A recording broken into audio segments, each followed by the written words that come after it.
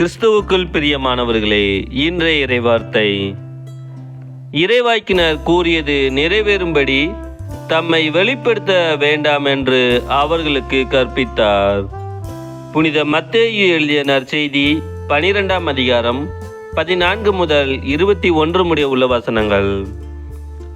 அக்காலத்தில் பரிசேயரோ வெளியேறி இயேசுவை எப்படி ஒழிக்கலாம் என அவருக்கு எதிராக சூழ்ச்சி செய்தனர்.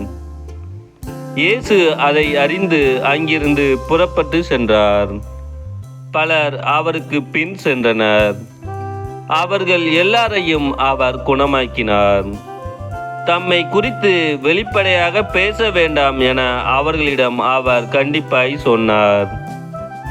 இறைவாக்கினராகிய எசாயா உரைத்த பின்வரும் வாக்குகள் இவ்வாறு நிறைவேறின.